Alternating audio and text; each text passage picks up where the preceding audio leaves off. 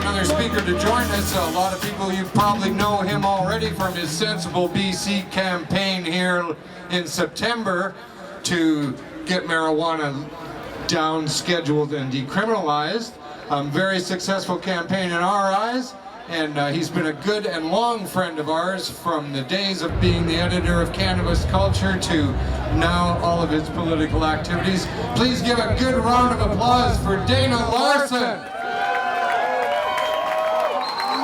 Thank you, Marijuana Man, and thank everybody for being here today. We're not going to let the rain get us down. The sun is coming out like it does every year.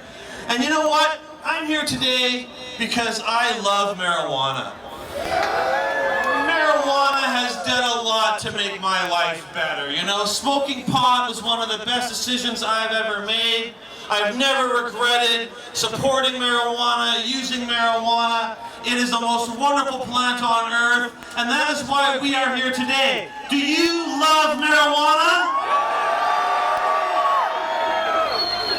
You know, it's a miracle that this plant that we can get such wonderful feelings from, that can get us so nice and toasty and baked, that this same plant can also fill our bellies with its wonderful seeds and can clothe our backs with its fibers and can even run our vehicles off of its fuel. It's a miracle that this one plant can do so many things. Even if marijuana just got us high and nothing else, that would be enough for me to love marijuana. And you know, what we do here today is very special here in Vancouver. What we do on 420 is something that it didn't come to us easily here in this city. This is our 19th annual 420 rally.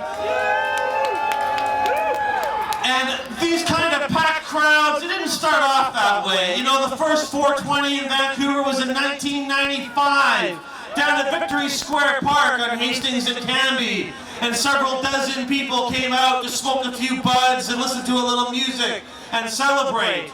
And this event has gotten bigger and bigger and bigger every year for those 19 years, until now we have tens of thousands of people coming down to enjoy this incredible marijuana farmers market, which is not like nothing else on earth, what we do here today.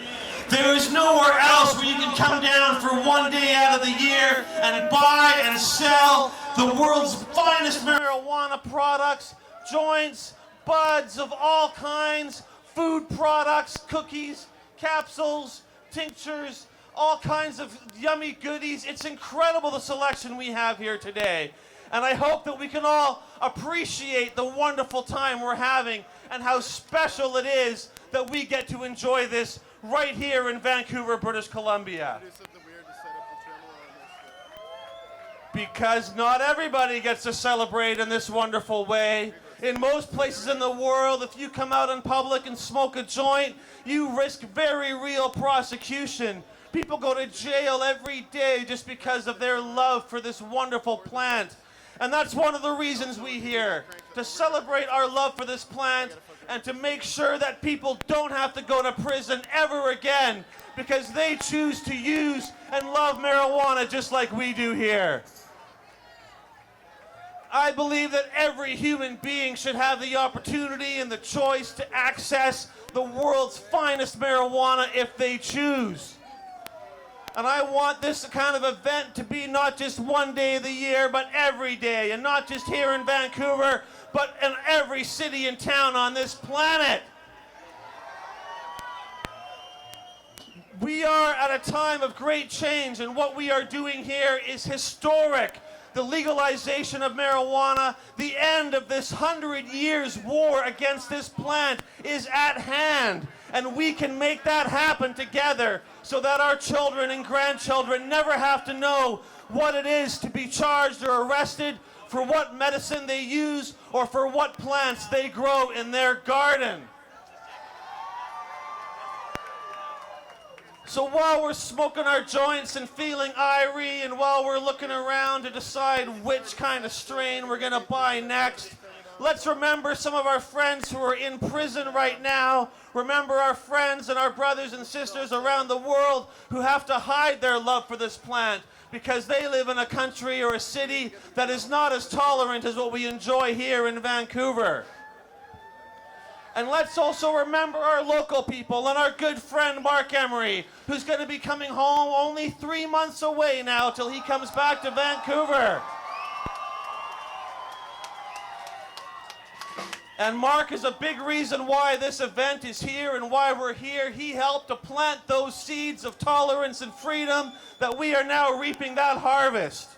But Mark's not the only one in prison. There's many others, and some are activists, some are just regular folk who wanted to get high and enjoy a little joint. And we must make sure that what we do here today is not just confined to one day or one moment, but that we bring that 420 spirit home with us, that we make sure we talk to our friends and family, that we do more than just enjoy marijuana, that we give back to this plant and this culture and this experience that has given so much to each and every one of us here today. Because I know that, like me, marijuana has made your life better.